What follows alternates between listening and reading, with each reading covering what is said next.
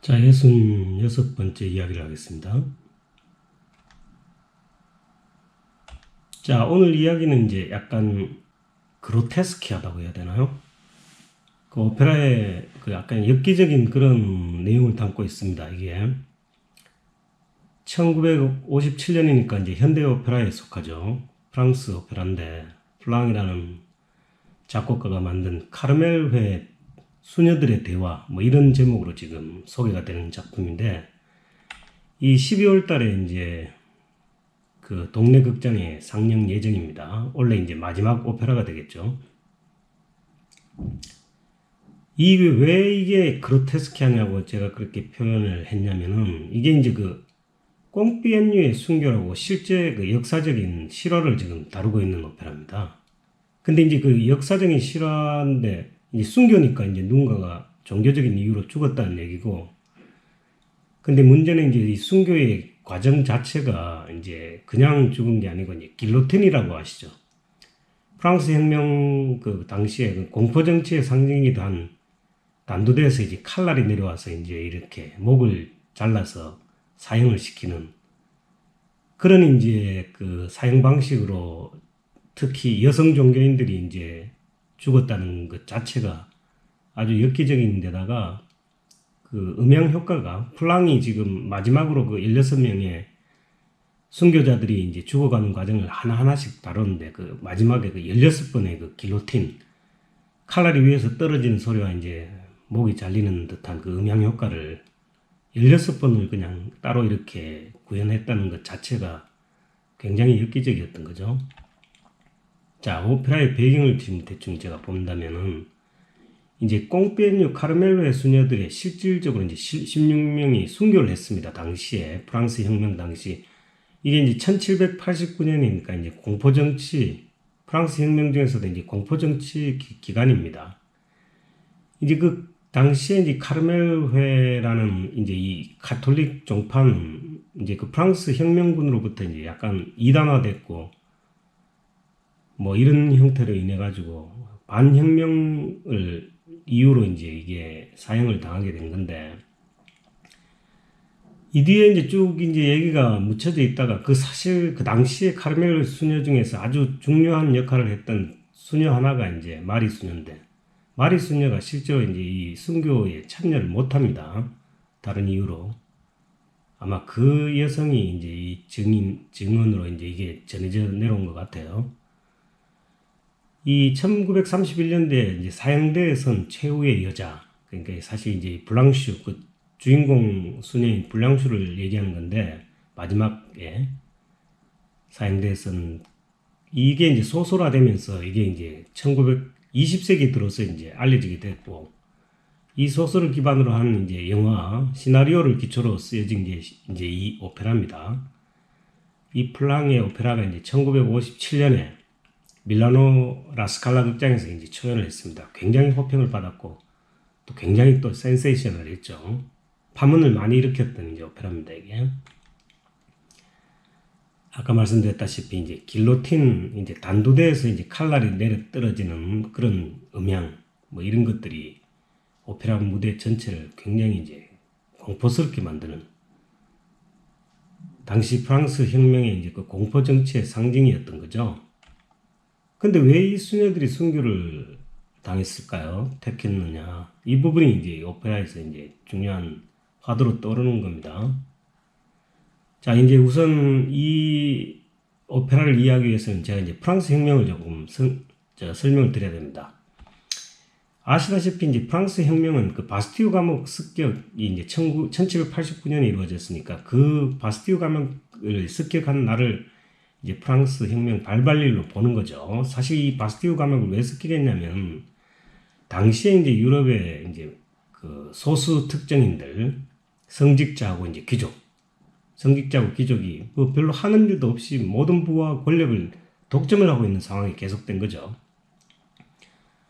그런데다가 이제 이 루이 16세가 이제 미국 독립 전쟁을 지원하다가 이제 프랑스 재정이 궁핍하게 됐고 이로 인해 가지고 이제 사실 그 성직자 귀족한테도 이제 세금을 받아야 된다고 뭐 이렇게 해가지고 뭐 산부에나 그렇게 돼 있고, 또 실제 이런 이제 그 성직자와 귀족의 이제 이런 불평등을 늘상 이제 그 불만스러워하던 그런 세력이 누구냐면은 부르주아입니다. 부르주아라는 거는 이제 귀족이 아니고 이제 신흥 자산가들. 그러니까 어떤 형태로 이제 돈을 벌었냐면은 뭐 의사나 법률가 같이 이런 전문직이나 또 상인들, 무역이나 이런 것들을 해가지고 제조나 이런 산업혁명 이후에 그 제조나 이런 걸로 해갖고 돈을 벌었던 신흥 자본가들이 이제 부르주아라고 얘기하는데, 그 부르주아와 이제 일반 그 국민들이 전체 인구의 98%를 차지했음에도 불구하고 이제 사실 부나 권력에서 소외되었다는 게 이게 근본적으로 이제 프랑스 혁명의 원인인데, 뭐 이런 여러 가지 이제 상황이 벌어지고 이제 사실 이제 입헌 왕정, 왕은 그대로 유지가 되되 이제 우리처럼 이제 그 입법부를 만들었다는 얘기죠. 1791년에. 근데 모든 이제 이 혁명에는 이제 그 초기 혁명이 성공하고 나서는 이제 이 우리가 농공행상이라고 그러죠. 그 공을 이제 나눠 갖기 위해 가지고 그 혁명 세력들이 이제 또 서로 또 아기다툼을 벌이는 그런 상황을 우리가 늘상 보지 않았습니까? 이 프랑스 혁명도 거의 비슷했던 것 같아요. 프랑스 혁명도 이제 이 공화정이 1793년 9월에 공화정이 생기면서 이 공화정의 중심 인물인 이제 자코뱅당이 독재를 시작하게 됩니다. 그러면서 혁명의 중추 세력이었던 또 다른 세력과 이제 파벌이 된 상태에서 마라나 당통 같은 이런 정적들을 이렇게 제거해버리죠. 이러면서 이제 시작된 것이 이제 사실 1793년 공포정치입니다. 이 공포정치는 결국 이렇게 혁명 그 세력들이 나라를 다스리다 보니까 결국 이제 돈이 필요하죠.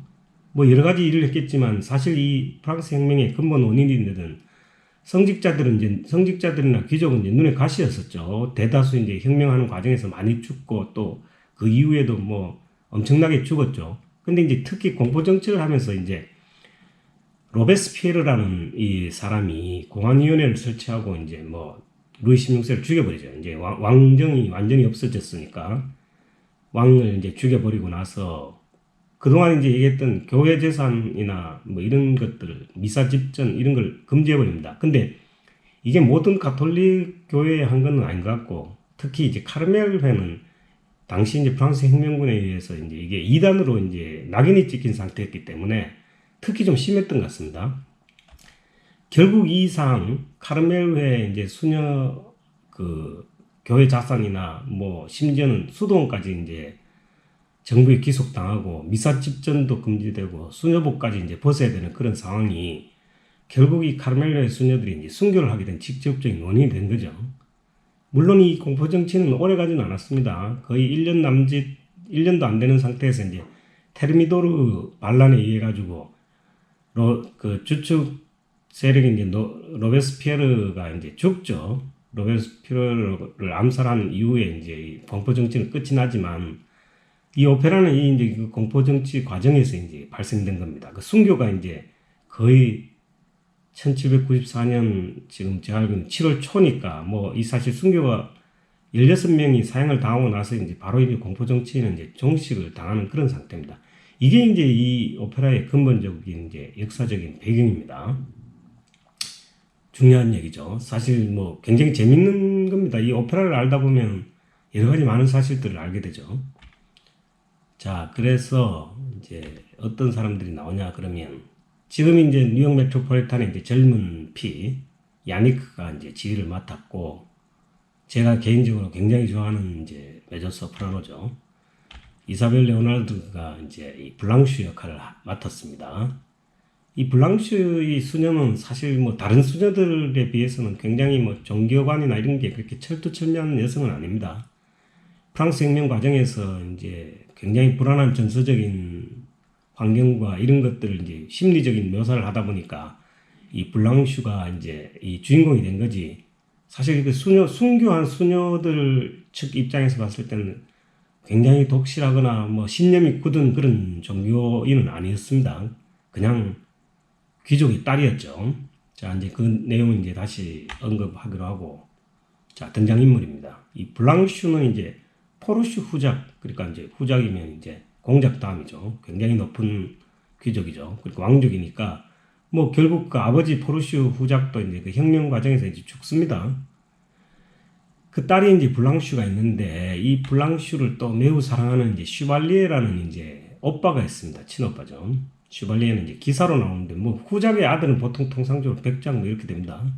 당시 유럽에서는 그 슈발리에가 이제 블랑슈를 굉장히 걱정합니다. 이 불안한 정서적인 상태인데다가 이게 이제 프랑스 혁명 과정이었기 때문에 그 타고 오는 마차를 이제 폭도들한테 이렇게 에워싸여서 갇히는 그런 경험을 블랑슈가 갖고 있기 때문에 이 죽음과 이 삶에 대한 공포가 굉장히 이제 세고 그리고 이제 굉장히 이제 민감한 정신적인 혼란 속에 살고 있죠. 블랑슈라는 여성이. 그 슈발리에가 늘상 걱정합니다. 이 오페라의 시작이 이제 슈발리에가 이제 블랑슈를 걱정하면서 시작된 거고. 그래서 이제 이 블랑슈가 그런 이유로 이제 아빠인 후작한테 이제 자기가 카르멜로의 수녀회에 들어가겠다고 그렇게 수녀가 되겠다고 이제 애청을 하고 뭐 결국 당시 이제 프랑스 혁명 당시에 귀족들의 상황이나 위치가 너무너무 불안했기 때문에 결국 아버지도 이제 뭐 승낙을 했나 보죠. 그 블랑슈가 이제 이 카르멜로의 수녀에 이제 들어갑니다. 그 들어가서 이제 그 수녀 원장한테 이제 여러 가지 이제 동정적인 많은 얘기들을 듣고 그렇게 하죠. 근데 수녀 원장은 이제 나이가 많아서 바로 죽습니다. 일막에. 그러고 이제 새로운 수녀 원장이 오고 그것도 이제 그 수녀 부원장 정도 수준의 아주 또 독실한 마리 수녀가 이제 이 또 사건의 다른 핵심으로 좀 들어서죠.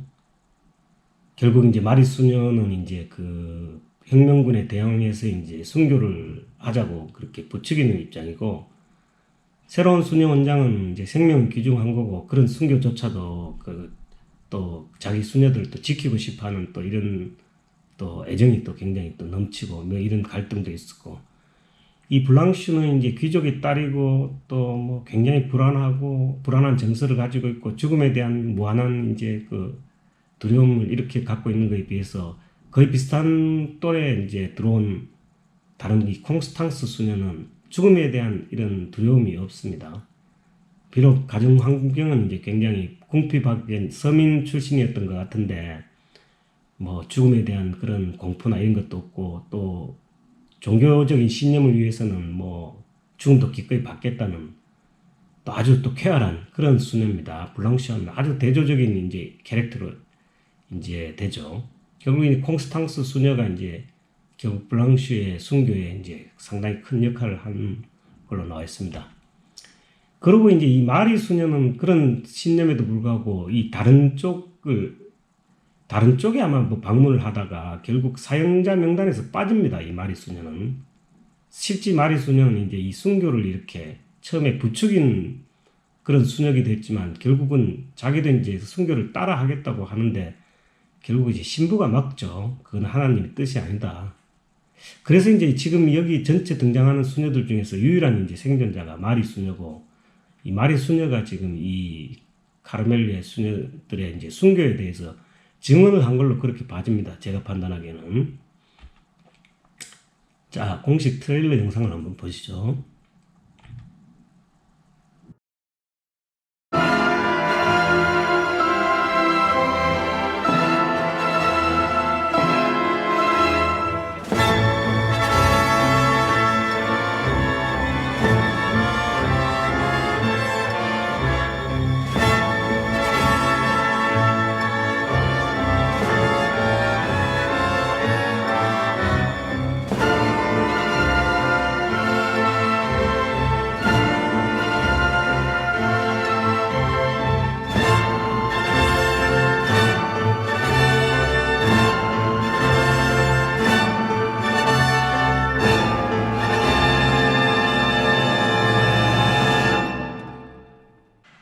자, 오페라의 세부 줄거리는 다음 시간으로 넘기겠습니다. 감사합니다.